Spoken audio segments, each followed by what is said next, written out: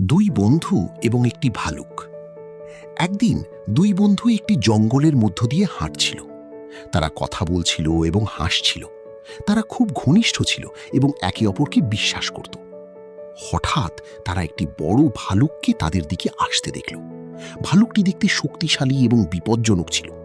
দুই বন্ধুই খুব ভয় পেয়ে গেল। একজন বন্ধু দ্রুত দৌড়ে গিয়ে একটি গাছে উঠে পড়ল। সে তার বন্ধুর কথা ভাবল না, সে শুধু নিজেকে বাঁচাতে চেয়েছিল।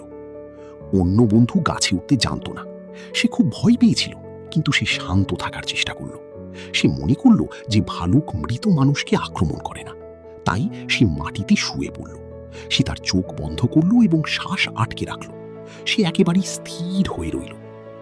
ভালুকটি তার কাছে এলো। এটি তাকে দেখল এবং তার মুখ ও কান শুঁকল। ভালুকটি ভাবল সে মৃত।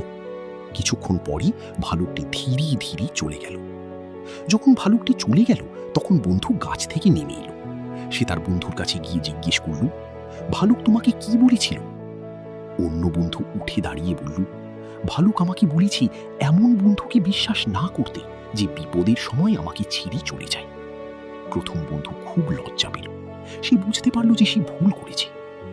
নৈতিক শিক্ষা: সত্যিকারের বন্ধু বিপদের সময় তোমাকে সাহায্য করে। এরকম ভিডিও আরো দেখতে চাইলে সাবস্ক্রাইব টু মাই